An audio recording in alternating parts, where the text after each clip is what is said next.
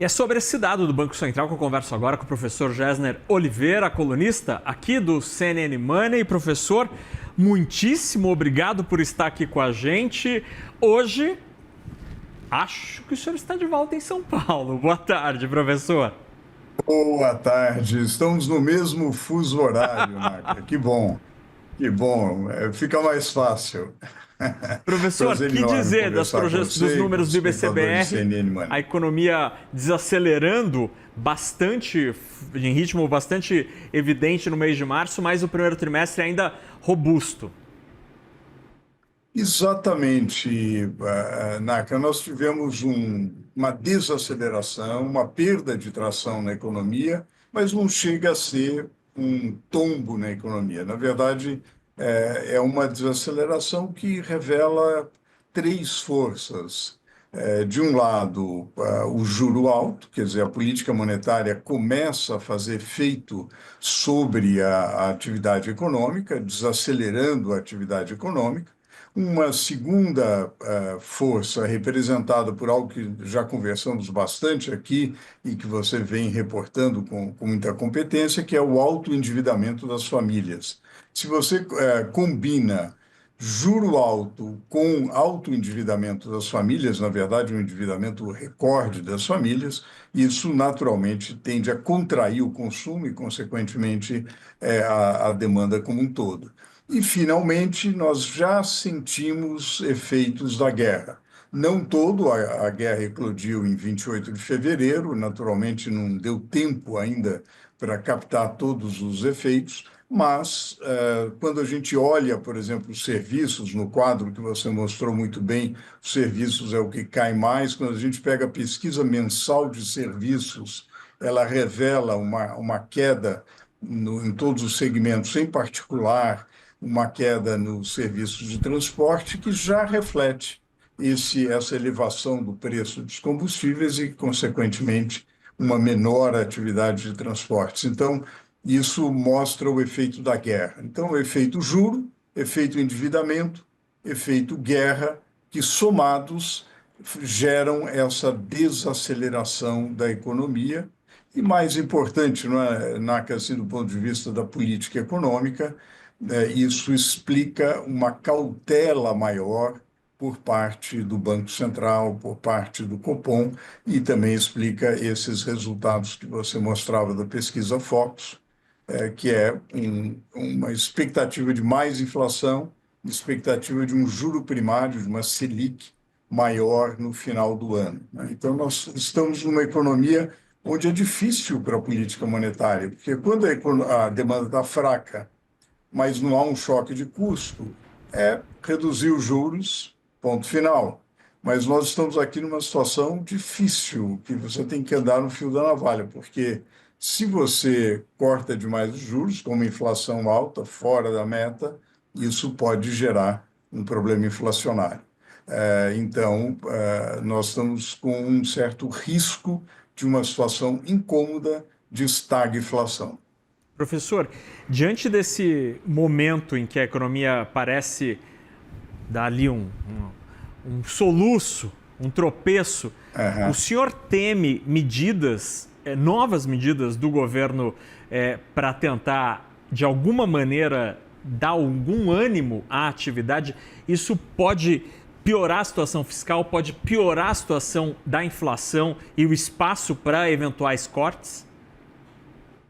Eu acredito que sim, eu acho que há esse risco, Naka, porque nessa situação, se você, de um lado, tem famílias muito endividadas, um custo financeiro muito elevado, você precisa da desaceleração para conter a pressão inflacionária. E é uma pressão inflacionária que não é, digamos, ela está administrada, mas não é pequena. Na verdade, nós já estamos, do ponto de vista da projeção do mercado, não do Banco Central, como você bem assinalou. O Banco Central aponta para 4,5%, que é o limite superior, né, do intervalo da meta. Porém, o mercado já está acima disso.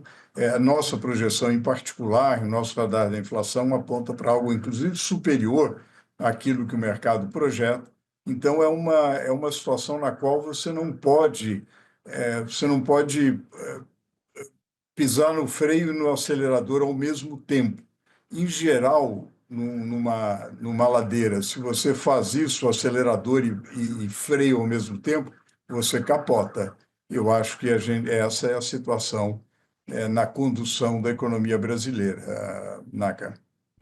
E o senhor, nesse cenário, professor, imagino que estar no lugar dos diretores do Banco Central não deve ser uma situação nada confortável.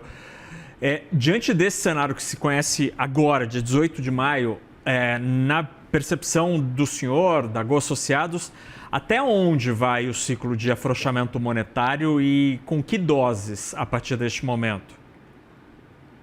Olha, esse cenário é sempre difícil conduzir política monetária. É uma arte, na verdade. É muito mais do que ciência de política monetária, é muito mais arte.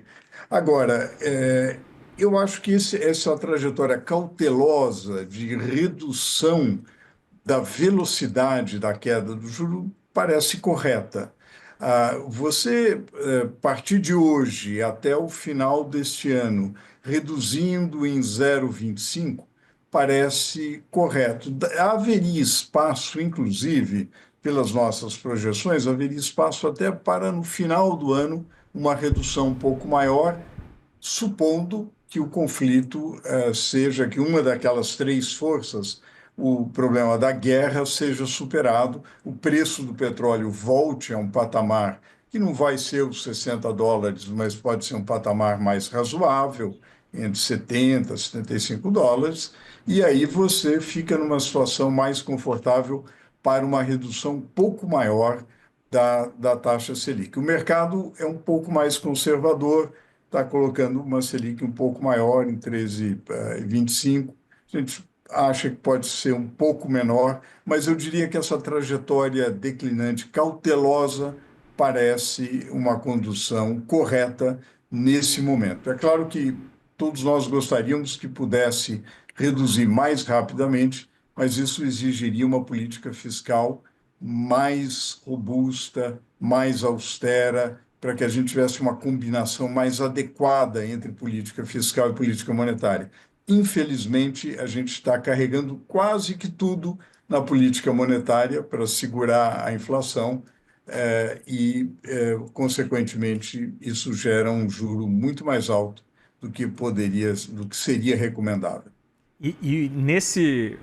Nessa situação, professor, que a gente tem um juro ali num ciclo menos intenso de afrouxamento, será que a gente não vai chegar num momento, professor, em que haveria até a discussão meio contrária, porque nos Estados Unidos tem gente começando a defender aumento de juro. Será que haveria... O que poderia fazer o Banco Central interromper esses cortes? Seria uma piora drástica no cenário externo? É isso que poderia interromper esse ciclo que a gente vive atualmente? Exatamente, uma piora drástica, ou um prolongamento muito grande do conflito externo no Oriente Médio. Isso geraria uma pressão de custo muito forte e, consequentemente, a necessidade ou de interromper a queda da taxa Selic, espero que não aconteça, ou até mesmo uma obrigação de elevar para conter a inflação. Novamente, supondo o atual desequilíbrio fiscal, que parece, infelizmente, pelo menos no curto prazo, não parece ser superado. Quer dizer, nós continuamos com uma relação dívida-PIB bastante elevada, crescente, e com a conta desequilibrada. Muito bem. E, professor, muito rapidamente, em 30 segundos, subir o juro não adiantaria para combustíveis nem para alimentos, né? Infelizmente, não. Esse é o grande dilema dessa situação, né? Porque você tem, de um lado, o problema do custo, do outro lado, o problema da demanda. A subida dos juros, ela arrefece a pressão de demanda sobre os preços, mas não o problema do impacto de custo gerado por fatores externos, no caso, por elevação do preço do petróleo. Muito bem, professor Gessner Oliveira, nosso colunista. Professor Gessner, obrigado pela conversa. O Banco Central ainda não faz petróleo, né? Então aí não consegue produzir e aumentar a oferta. Professor, obrigado pela conversa. Uma ótima semana agora, dessa vez em São Paulo. Ótimo, igualmente, boa tarde, boa semana. Até logo, professor.